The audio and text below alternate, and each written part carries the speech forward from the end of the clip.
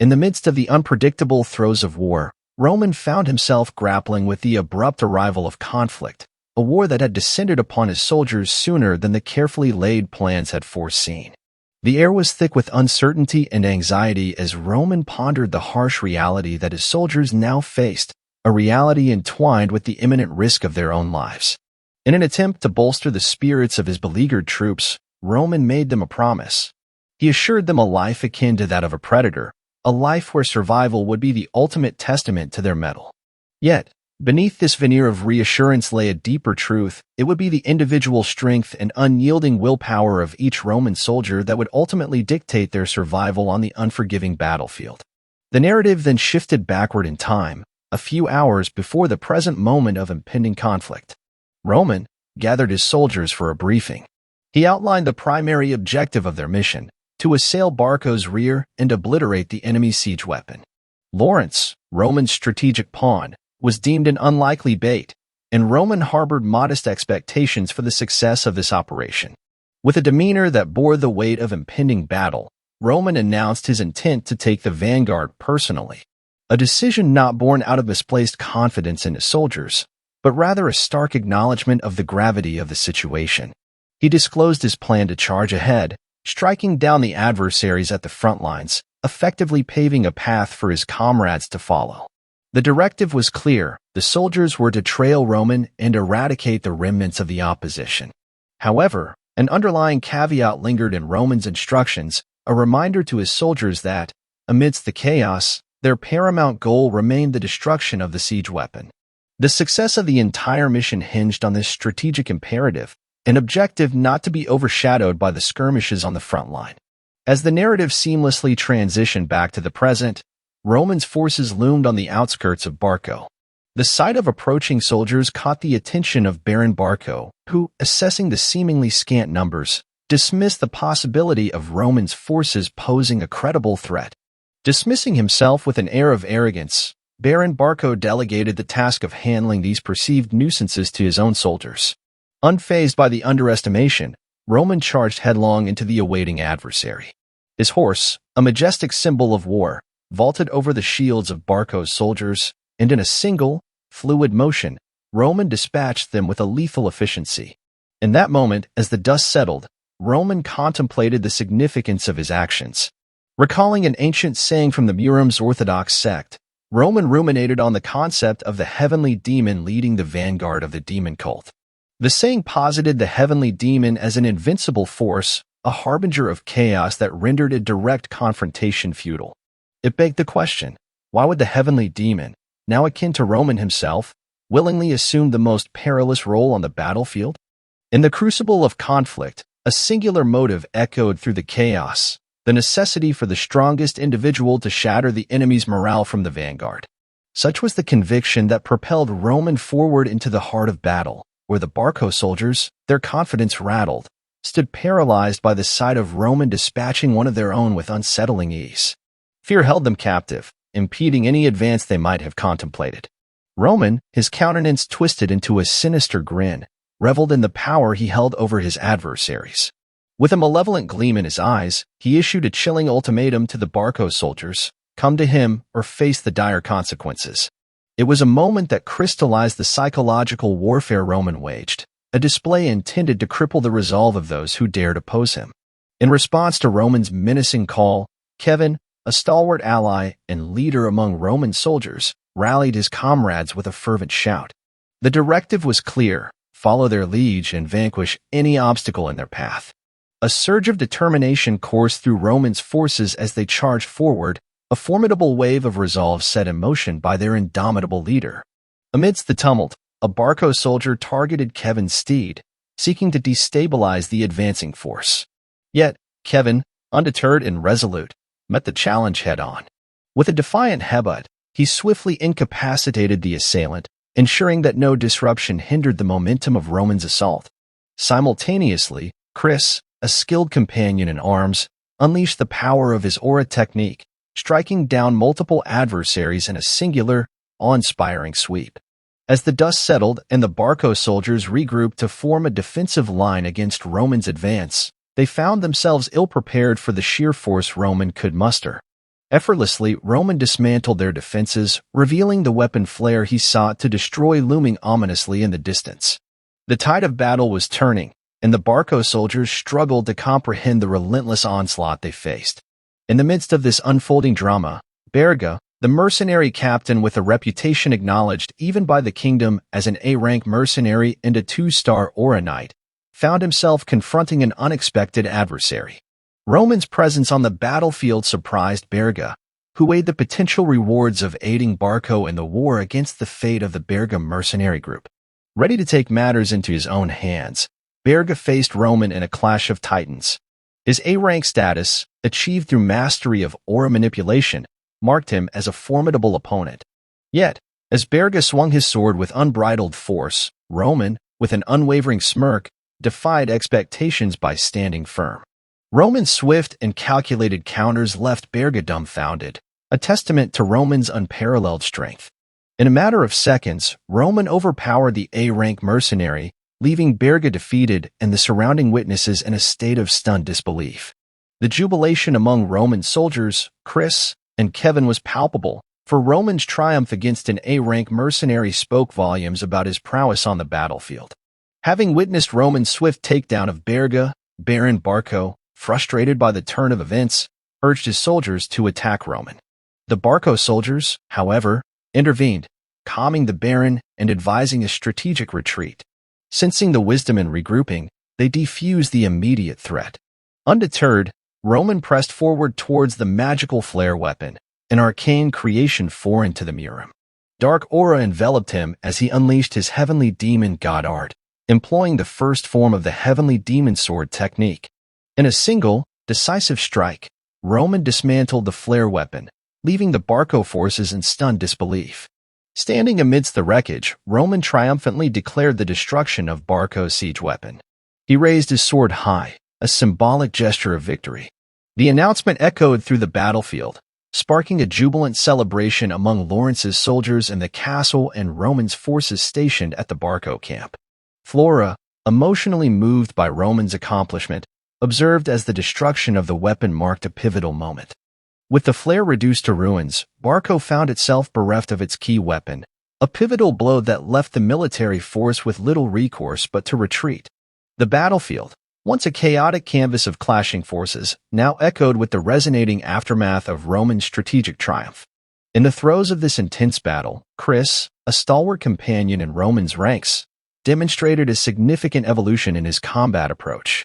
Following Roman's lead, Chris harnessed his aura in a manner distinct from his previous engagements. Mimicking Roman's technique of condensing his aura, Chris managed to maintain a remarkably low mana consumption even in the heat of the fierce conflict. Despite facing ridicule from those around him for emulating Roman, Chris wore a subtle smirk on his face, a silent acknowledgement that his liege's approach was proving effective and, perhaps, the correct path to follow. Chris observed his fellow soldiers in Roman's company, noting their unwavering commitment to the liege's directives. They diligently followed Roman, teeth gritted in determination to avoid isolation on the battlefield. Despite their obvious exhaustion, not a single one of the 30 soldiers fell behind, and remarkably, none suffered serious injuries. Chris marveled at this testament to Roman's leadership, realizing that their safety amidst the chaos was not just luck but a calculated outcome of following a leader who defied logic, a monstrous force on the battlefield. In that moment, Chris couldn't help but recognize the real reason Roman had chosen them. As Roman returned to his soldiers, a sense of pride and gratitude infused his words. He commended them for their survival, declaring their role in the battle over. The Lawrence forces, recognizing the pivotal moment, powered their castle bridge, allowing Roman and his soldiers to enter Lawrence's castle. Inside the walls of Lawrence's stronghold, a heartfelt expression of gratitude unfolded. The Lawrence people, free from the impending doom that the flare weapon represented, showered Roman with thanks. The air resonated with sincere appreciation as they voiced their gratitude, assuring Roman that they would never forget the heroism displayed on this day. Baron Lawrence, observing the scene, experienced a complex mix of emotions. While appreciative of Roman's valor in saving his people, he couldn't shake a tinge of regret. From the moment he met Roman, the Baron sensed an extraordinary individual. Witnessing Roman single-handedly obliterate the flare weapon only reinforced the realization that Roman possessed overwhelming talent.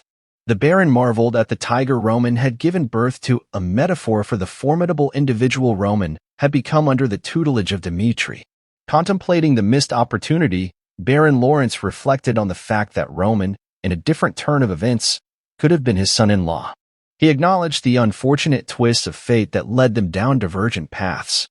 Although the potential union between Roman and the Baron's family had slipped away, Baron Lawrence accepted it as a part of the unchangeable past. In a moment of diplomatic camaraderie, Baron Lawrence approached Roman, expressing genuine delight at the sight of the hero from the Dimitry family. The traditional gesture of goodwill took the form of a handshake, a bridge symbolizing the connection between two formidable figures. Roman, ever enigmatic, responded with a subtle smirk, accepting the hand extended in friendship. The unspoken tension that often characterized their interactions seemed momentarily quelled. The scene seamlessly shifted from the courtyard to the stately halls inside the Lawrence Palace, where Roman, his countenance betraying no emotion, prepared to step into the arena of negotiations. As he moved toward the meeting room, Flora, a representative of Lawrence's gratitude, approached him. Her earnest expression conveyed the depth of her appreciation for Roman's pivotal role in saving Lawrence from imminent peril. Flora acknowledged Lawrence's shortcomings in their designated role as bait, an admission tainted with a sense of regret. Yet, she marveled at Roman's unwavering support, a steadfast commitment that guided them through the crisis. Her words were laden with sincerity as she thanked Roman from the core of her being, expressing a gratitude that transcended the immediate predicament. Roman, ever the pragmatist, responded with humility, asserting that he had merely fulfilled the role he promised. In his eyes, Lawrence had met the expectations set for them. Flora, undeterred in her desire to reciprocate the favor, pledged unwavering support during the impending conference. She assured Roman that, as a representative of Lawrence, she would stand by his side to ensure his desires were heard and acknowledged. A smug grin played on Roman's lips as he acknowledged Flora's unwavering determination. He agreed that, should her desire to return the favor persist, he wouldn't actively resist it. Together, they entered the conference room, where the dynamics of political negotiation and strategic maneuvering unfolded. Around the table, voices emerged, suggesting that Lawrence propose an end to the conflict with Barco. The rationale presented was pragmatic. Barco, boasting a larger army, should be more inclined to accept Lawrence's proposal to avert further trouble and danger.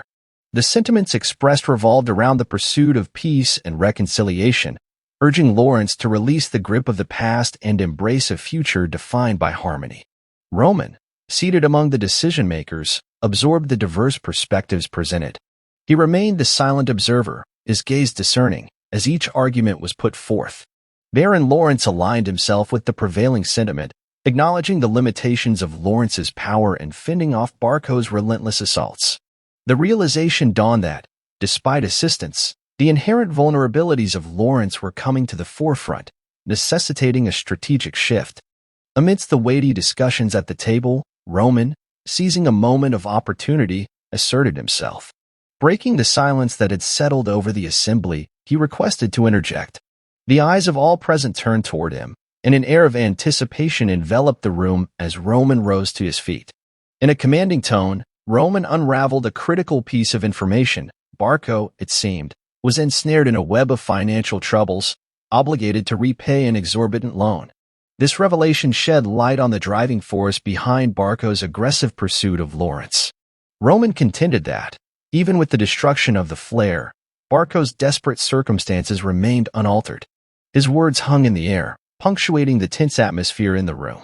With a prophetic tone, Roman ventured to predict the likely outcome of any peace overture from Lawrence. He asserted that the response would be nothing short of the messenger's remains, a stark reminder of the harsh reality they faced.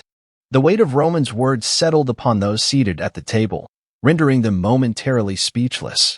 Shifting his gaze to Baron Lawrence, Roman posed a direct question, probing the depths of Lawrence's intentions. Did Lawrence, Roman inquired, still harbor a desire for peace with Barco, despite the heinous acts committed against them? In Roman's eyes, forgiveness was not an option. He believed that Lawrence, together with him, must stand as a symbol to the world, showcasing their resolve to exact revenge upon those who dared to harm them. Baron Lawrence, acknowledging the gravity of their situation, conceded a sense of helplessness in the face of Lawrence's inherent weaknesses. Roman, maintaining a sinister glint in his eyes, offered a stark solution, a departure from the meekness of herbivores to the predatory nature of savage beasts. It was a transformation, he implied, that Lawrence had no choice but to undergo if they were to survive and thrive in the ruthless world they found themselves in. The narrative then shifted to Barco's side, where Baron Barco, seething with frustration, struggled to comprehend Roman Dimitry's interference in their affairs. Recognizing their disadvantageous situation, Baron Barco saw only one path to remedy it: a warrior battle. Astonishingly, this was the same solution Roman had proposed to Lawrence, illustrating a symmetry in his approach to conflict resolution. The terms of the warrior battle were unveiled: a duel between representatives of the two families with a provision allowing up to 3 swordsmen to participate. This custom, deemed blessed by Valhalla, bound both families to accept the outcome. Crucially, the central government would dispatch a judge once an agreement was reached, solidifying the combat's legitimacy. The judge would command the proceedings, ensuring a fair resolution to the long-standing conflict. In the dimly lit chamber, the once noble tradition of warrior battles had descended into a murky arena of political connections and amassed wealth. The looming adversary on the horizon was none other than Barco, a figure whose influence extended deep into the central echelons of the government.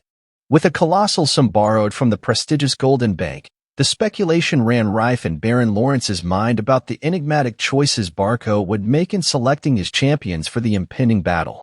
As the tension in the room thickened, Roman, a seasoned strategist and confidant of Baron Lawrence, stepped forward. With a calm demeanor, he acknowledged the concerns etched on Lawrence's face. "I understand what you mean, Baron," Roman reassured, his eyes reflecting an unwavering resolve. "I will provide you with a sense of certainty, starting now." Intrigued, Baron Lawrence probed Roman for clarification. "What certainty can you offer, Roman?" he inquired, searching for a glimmer of hope amid the uncertainties that surrounded them. Roman's response was succinct yet filled with conviction. "Certainty of victory," he declared, his words echoing through the chamber. Addressing the members of Lawrence gathered around the table, Roman revealed crucial intelligence about Barco's arsenal, a formidable 3-star knight, likely to be the first challenger. Without hesitation, Roman volunteered to be Lawrence's inaugural warrior, promising to face this formidable opponent head-on. His eyes locked onto Baron Lawrence. Roman assured him that regardless of whether the adversary hailed from Barco's knightly ranks or was an eternal master, victory was assured. Yet, Roman, ever the pragmatic strategist, reminded Baron Lawrence of a critical truth. "No matter how skilled our warriors may be, a single victory does not secure our standing. We must win consistently," he cautioned, underlining the importance of a strategic approach. To address this concern, Roman unfolded his plan, unveiling his subordinate Chris as the secret weapon. Although a 2-star warrior, Chris exhibited signs of genius that set him apart. Roman envisioned Chris triumphing even against a 3-star opponent, securing Lawrence's victory in the crucial third battle. Roman's calculated strategy seemed to paint a path toward success for Lawrence. He urged those seated at the table to consider the advantageous position they found themselves in. "This is in Lawrence's favor," Roman emphasized, his words resonating with the potential for redemption and restoration of the once-fallen reputation of Lawrence. As the room hung in contemplative silence, Roman's gaze shifted towards Flora, a keen observer of the unfolding dynamics. In that fleeting moment, Flora sensed a silent plea in Roman's eyes, a plea for her to honor a promise made in the shadows of uncertainty. Roman's unspoken message was clear. He would step into the fray as a warrior, but Lawrence must navigate unforeseen variables independently. Flora, recognizing the intricate web of intrigue that surrounded Roman, acknowledged the danger he embodied. Yet, in a display of unwavering support, she voiced her favor for the warrior battle.